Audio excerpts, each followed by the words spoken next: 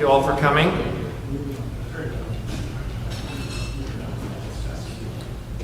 Appreciate you all coming, and which is one of the last formal events of this Anglican Joint Synod, being here on a Thursday afternoon when some people might be out by the pool or running or getting drenched in the wonderful Orlando afternoon rain. So this is our final session, and our focus is on forming healthy clergy. And our first speaker probably needs no introduction, certainly for many of you who are in his hierarchy, but Bishop Chandler Jones is a graduate of Duke Divinity School, ordained a priest in 1996, became rector of St. Barnabas, which many of us got to know from the two previous joint synods, which he took over in 2007. He was consecrated the suffragan bishop of Deus in 2010, and in 2021 left St. Barnabas to become presiding bishop of the Anglican province of America. And our next speaker, who is not here, for the past 32 years, Father Glenn Spencer has been the rector of All Saints Charlottesville, Virginia, and trained dozens of men for the ministry. But last week he came down with pancreatitis, was hospitalized, and is still recovering.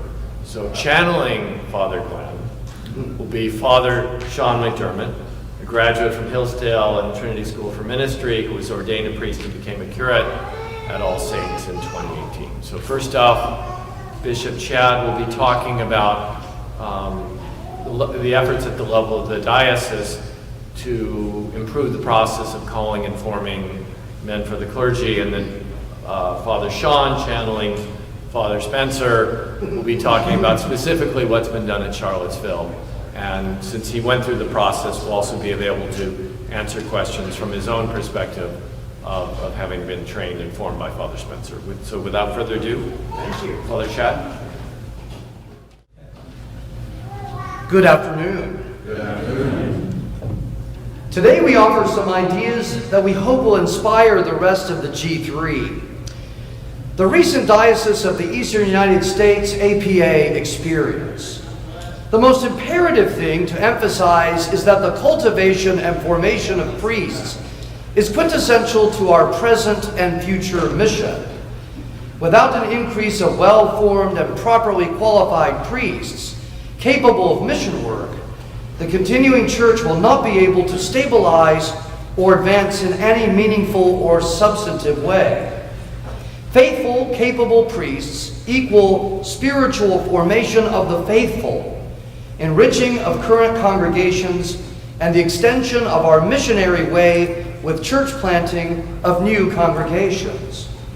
The recruitment and formation of new priests must be priority one, and the Diocese of the Eastern U.S. has made vocational discernment and training a central theme and principle. No priest, no church. As the priest is, so goes the parish, the diocese, the jurisdiction. The priest is frankly everything. He sets the culture, attitude, tone, tenor, theology, praxis, and effort of the local parish. Two aspects are most outstanding. One, the need to call more better clergy, and two, the process of doing so. For the past 15 years, the Diocese of the Eastern U.S. has taken a different approach from the previous history of the continuum. Our main thrust has been recruit, form, fund. Recruit, form, and fund. We have proactively sought out priestly vocations by engaging young men in our parishes and even men outside of the G3 who are interested in ministry and have demonstrated an interest in Orthodox Anglicanism. Our clergy have to be willing to engage. Our clergy have to be willing to engage and invest in young men who seek us out. And we must develop an eye for prospective vocations as well. The parish is the focal nursery of priestly vocations, and it is most particularly within the local parish that vocations can be discerned and encouraged. Personal relationships are, of course, of the essay of such spiritual and theological formation. How the rector and parish clergy relate to a prospective candidate is key. Once men have been identified and counseled, our diocese steps in to provide financial support for seminary, now to the tune of $18,000 per candidate per degree upon application. Our parishes have taken it upon themselves sacrificially to support men for seminary directly, in many cases covering most or all of the cost of a seminary education. Such investment is absolutely necessary if priestly vocations are to be fostered and achieved. We can have no expectation of developing priestly vocations unless we are willing to provide the necessary financial backing. And both parish and diocese must step in to support a man who offers himself, his whole life, to the ministry of the church. Funding translates into formation. Our academic standards have also been dramatically intensified. The Diocese of the Eastern U.S. now requires the completion of a master's degree in theology from an ATS-accredited seminary or its equivalent for priestly ordination, no exceptions. Like nothing else, this has raised the quality of formation and the bar of excellence for ordinands in our church.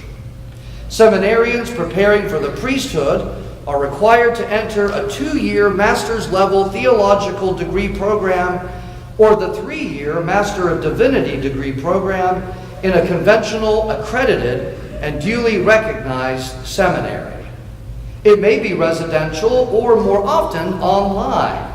However, candidates must also complete training in areas of Orthodox Anglican formation: theology, pastoralia, liturgy, history, dogmatics, and moral and ascetical theology, which are rarely afforded in a conventional seminary.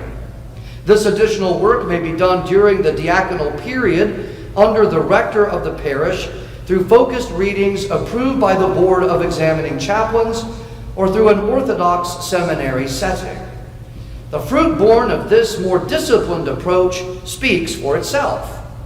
As noted, we require that candidates for the priesthood must be men who pray, study, and work in a local parish while in seminary. Conveying priestcraft, as my old rector used to call it, or apprenticeship, is thoroughly vital and can only effectively take place in a local parish under the mentorship of the rector and other clergy. The formation on the ground in a real Anglo-Catholic setting is irreplaceable. It is only under the tutelage of rightly formed priests, a rightly formed rector, that a future priest can learn the details and intricacies of Anglican pastoral, catechetical, and liturgical ministry. In truth, a postulant needs 2 seminaries, one for the academic formation, the seminary, and one for Anglican ethos, the parish. Our Lord has blessed this endeavor. The need for the continuing church to upgrade the quality of priestly formation is paramount. We all know the history of the continuing church from years and decades ago. Too often, too many men were ordained because of their availability and not their capability. Again, because of availability, not necessarily capability. We must be reminded that a possible outcome of the discernment process is that prior to ordination, a man may conclude that he is in fact not called to the priesthood. This means the process has worked. That is, in fact, the entire purpose of discernment, and it is best for the soul of the individual and for the church if a man is given space and time to determine that he is not actually called to holy orders. In such a case, the discernment process has done its job. Why did we feel we needed to do things differently? In time past, we struggled with 1.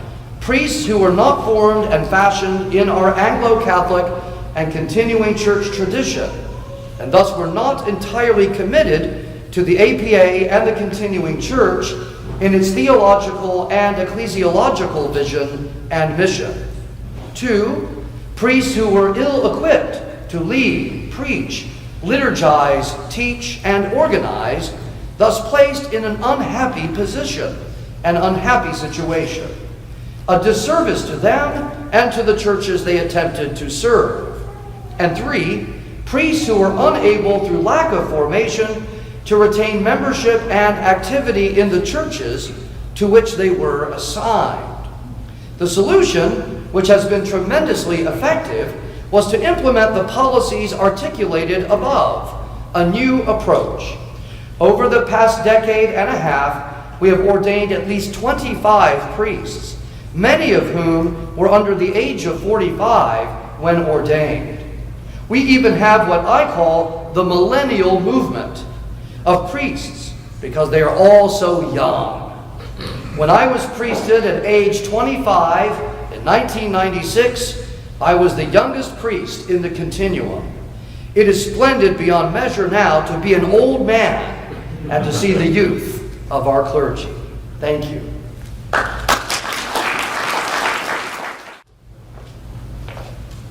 I guess I'm one of the young ones.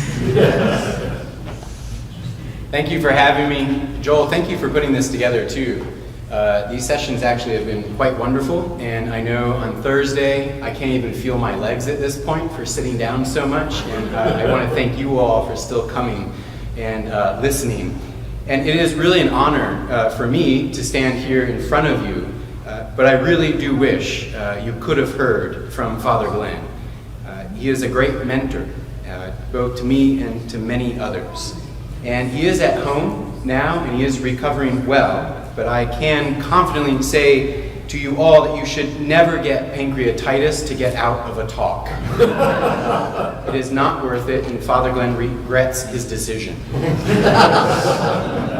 I will be reading Father Glenn's paper, and I want to assure you that this paper was not written under the influence of Oxycontin. He had finished it before he actually went to the hospital. So, without further ado, I quote, "When I think of Florida, I always think of NASA and its great achievements. And when I think of NASA, I frequently remember meeting General Bruce Medeiros." Who is General Bruce Medeiros, you might ask? Well, if Oppenheimer developed the atomic bomb, Bruce Medeiros, who was Wernher von Braun's boss, he landed us on the moon. Fact. But what a lot of people don't know about the general, who came to be known as the Rocket Man, is that he was also a priest in the continuing church. We can talk more about him at another time, but tonight, where Bruce Medeiros and his cohort scientists were focused on launching rockets into outer space, we are interested in the process of selecting, training, forming, and launching capable men into the priesthood. What does it take to successfully launch a man into priesthood? That is our theme. Now, General Medeiros learned that it took a tremendous amount of energy to launch a rocket into outer space. And interestingly, it took more energy to get the rocket beyond our gravitational field than it expended for the rest of the whole mission. The first giant step was not taken on the moon. It was getting the rocket into orbit, the attaining of what they call escape velocity. So those of us who care about the education and the formation of priests have a similar problem. Helping men through the first phase of the process, metaphorically speaking, to attain sufficient will and energy to contemplate leaving a known way of life in order to explore, test, and discern the potentiality of a lifelong vocation in the priesthood. Fortunately for us, we are not going where no man has ever gone before. but rather we are following a known path that has been well tested and proven for 2,000 years. What we want to accomplish is to provide the church with good, capable priests who are attentive, intelligent, reasonable, responsible, and loving. Practically speaking, all I can do is to show you what that path looks like at All Saints in Charlottesville. So let's do that. Just as any profession of trust and responsibility requires stages of development in which the novice is given assignments of increasing complexity and responsibility, so preparation for the priesthood begins with simple tasks that grow in complexity, size, and weighty responsibility over a substantial period of time. The first small step, which to some may feel like a giant leap at the time, is that first conversation with one's rector about the possibility of a vocation in holy orders. That conversation may lead the rectors to suggest that one enter the diocesan aspirancy program. This is where mentoring with an able, experienced, and mature priest begins in earnest. So yes, it takes a proficient and successful priest as well as a fully functioning Anglican parish to support, nurture, and bring to maturity skilled and well-formed priests. And the proficient rector knows that if we want priests who are attentive, intelligent, reasonable, responsible, and loving, we have to start with men who have already proven themselves to be attentive, intelligent, reasonable, responsible, and loving. Of course, there are many men who fit the bill, but are not called to holy orders. For example, we have 4 men back at All Saints who went through the whole aspirancy year I am describing to you with excellency, who finally decided that they were not, at the time, called to holy orders. Not one of them, though, would tell you that that year was wasted. And as Bishop Chad just mentioned, we consider that to be a success. But the main point is that an effective discernment year, an aspirancy year, is the step that equips the church and the aspirant to come to some decisions on where to go when the year is completed. Our aspirancy year in the APA requires the man to read 7 or 8 books assigned by the examining chaplains and to write simple reflection papers that are submitted to the board in a timely manner and in a proper form. Isn't that right, Father Ward? The papers are then read by each chaplain and commented on. In our case at All Saints, the aspirant will share his papers with the parish clergy in order to deepen our personal time with the man. We meet with our aspirants frequently to talk about their work, what they're learning, what questions they may have, as well as other personal and fun things. We really want to know our boys. We have 3 priests and 1 deacon, and we spend a lot of time together, as a group and individually. When it comes to the aspirants' readings, we're interested in what theological or personal assumptions have been challenged by these new texts. And frequently we've found that some fundamental Christian beliefs and practices, such as prayer, forgiveness, Christology, and worship, are now cast in a new light by these texts. And we want to have conversations about their challenges and their new insights. But in addition to intellectual formation, we require our aspirants to serve on the altar guild and take responsibility on a rotational basis to prepare the altar for Sunday services. At All Saints, this is a requirement. It's not an option. Not only is the aspirant responsible for preparing the altar for worship, they're also required to learn how to care for the Eucharistic vessels, as well as to launder and iron and properly fold the sacred linens used in Mass. There are deep secrets to be learned.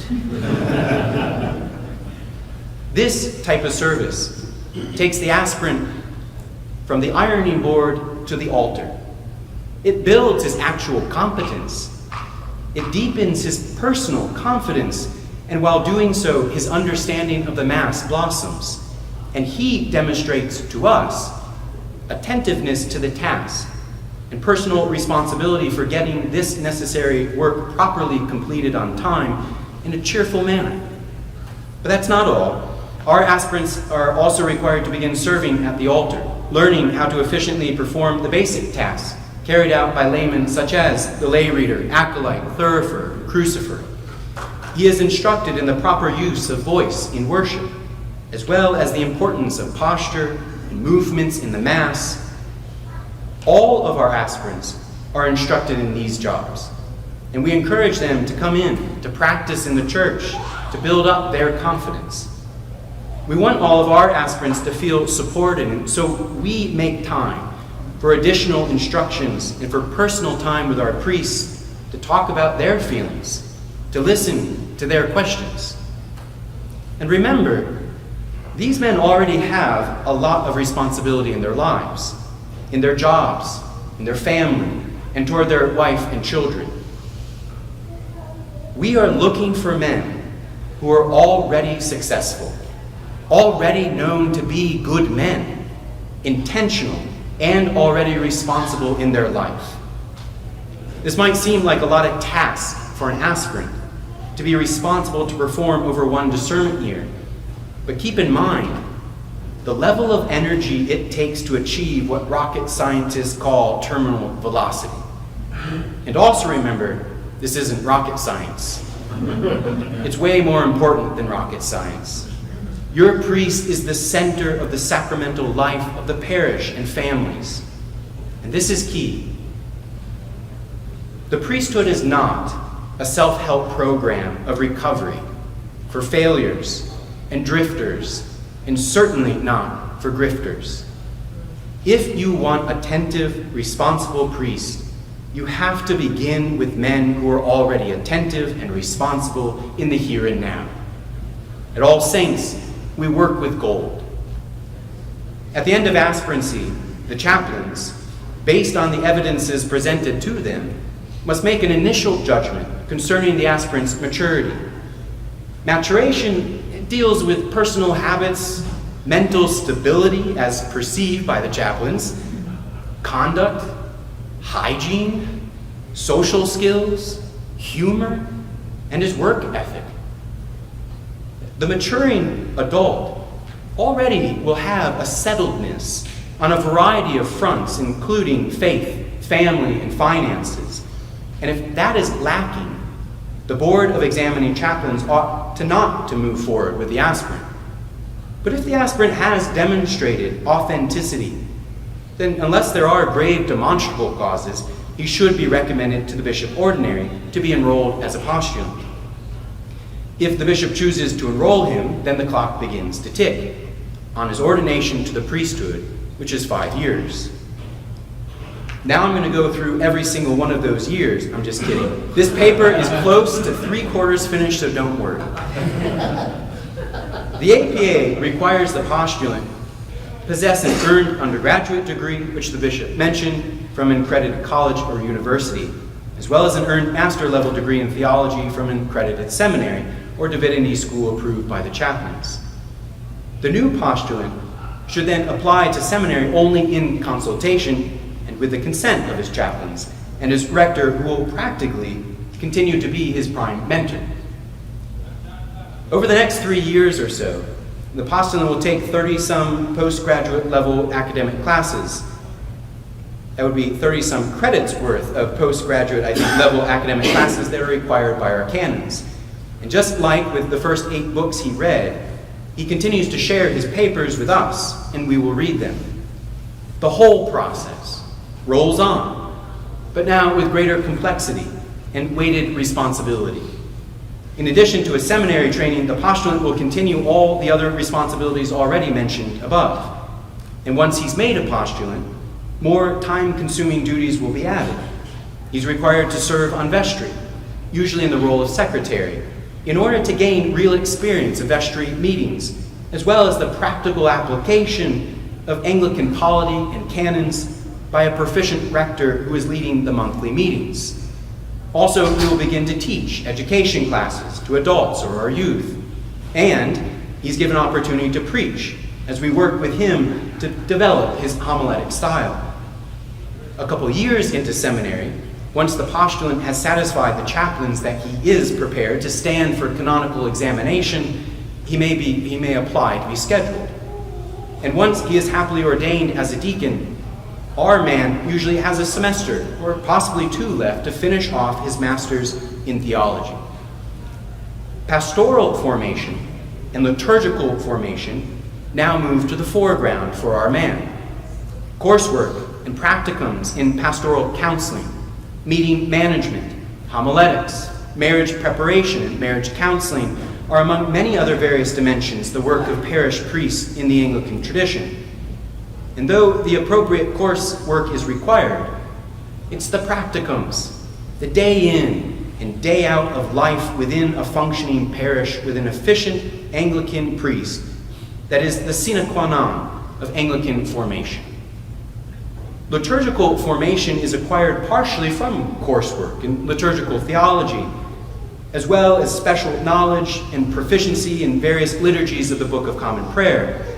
But the lion's share of liturgical formation will be the actual work of worship in the parish under the direction of a well-formed Anglican priest, including the selection of hymns for Sunday services, the use of the voice in reading lessons, saying the daily office, preaching, as well as celebrating the Holy Communion on Sundays and feasts. An overlap between priestcraft applied to the liturgy and pastoral care is the preparation of a man and women for holy matrimony and the manner in which it's celebrated in our church, as well as the knowledge and understanding not only of the theology, but the way in which the various liturgies are celebrated. Holy baptism, preparation for confirmation, visitation of the sick, communion of the sick, burial of the dead, the burial of a child, and manner in which to hear a deathbed confession. Once again, a functioning parish with a proficient Anglican priest is sine qua non of the Anglican formation of the postulant. Well, that's it, for now anyways. Time, I think, is up, but let me make one more point. Trying to find out what it takes to get a Saturn rocket whose weight is equal approximately to 400 elephants from here to the moon, this is the kind of weighty task we have before us. Today, just to give another perspective, one Saturn rocket will cost about $30 to $50 billion. One. And this isn't rocket science. Our job is way more important than rocket science. When a Saturn rocket is launched in the middle of the night, down here in Florida, it is so dazzling in its brightness as it lifts off to the higher heavens that it turns the night into day. This is what Catholic priests are called to do, to drive away darkness, not by attacking darkness, but by beaming the radiant glory of the Word of the Father made flesh upon his whole creation, his habitation, his community, his family, and his parish, which is the true instantiation of the one holy Catholic and Apostolic Church. Unquote.